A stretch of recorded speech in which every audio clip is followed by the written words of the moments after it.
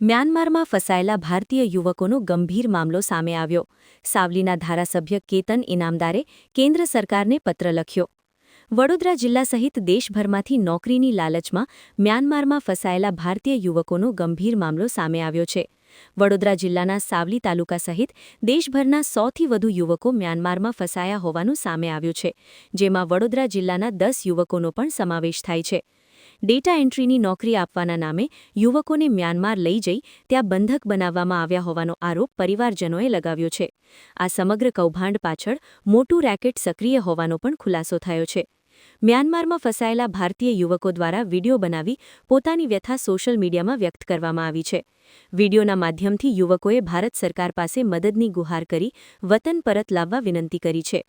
વડોદરા જિલ્લાના સાવલી તાલુકાના શાઢાસાલ ગામના કેટલાક યુવકો પણ આ કૌભાંડમાં ફસાયા હોવાનું સામે આવતા ગામના પરિવારજનોમાં ભારે ચિંતા અને આક્રોશ જોવા મળ્યો છે.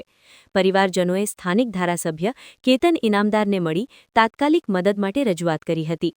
પરિવારજનોની રજૂઆત બાદ સાવલીના ધારાસભ્ય કેતન ઇનામદારે કેન્દ્ર સરકારના વિદેશ મંત્રાલયને પત્ર લખી મ્યાનમારમાં ફસાયેલા યુવકોને સુરક્ષિત રીતે ભારત પરત લાવવા માટે તાત્કાલિક હસ્તક્ષેપ કરવાની માંગ કરી છે.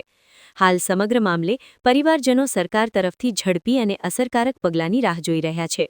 ગઈકાલે મ્યાનમારથી એક વિડીયો મારા 18 સાલના દીકરો ગુંજન સાનો એ આગળ આ વિડીયો મારફતે અને ત્યાંની મ્યાનમારની આખી વિગત દર્શાઈ. છેલ્લા 20 દિવસથી આ લોકો એક ફ્રોડનો ભોગ બનેલા છે અને અહીંયા જેમ કહીએ છીએ અને એમ તો લોકોને સરકારના માધ્યમથી હોમ ડિપાર્ટમેન્ટના માધ્યમથી ઘણીવાર જણાવવામાં આવ્યું છે કે ભાઈ ડેટા એન્ટ્રીમાં નોકરીની પ્રલોભનો આપીને ડેટા એન્ટ્રી માટે છોકરાઓ છોકરીઓ જોઈએ છે એમ કરીને વિદેશમાં માટેની એક ઓફરો પ્રલોભનો આપતા હોય છે અને એમાં છોકરાઓ આપણા દીકરીઓ ફસાતા હોય છે.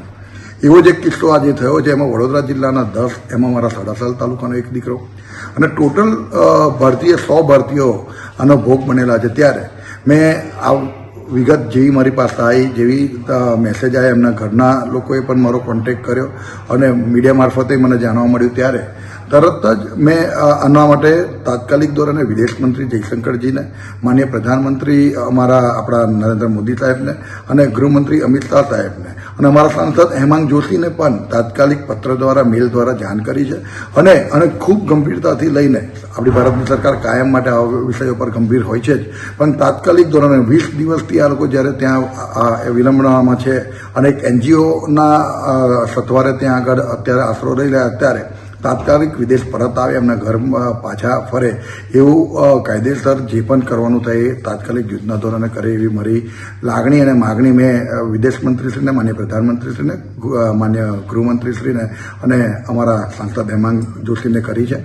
મને વિશ્વાસ છે કે સરકાર આવા વિષયોમાં કાયમ માટે ગંભીરતાથી જ લે છે અને તાત્કાલિક ધોરણે કોઈપણ યુવક કોઈપણ વિદેશમાં આવી રીતે કોઈપણ એનો ભોગ બન્યો હોય કે કોઈપણ મુસીબતમાં હોય તો તાત્કાલિક કેન્દ્ર સરકાર આપણી એના ખૂબ ધ્યાન આપે છે.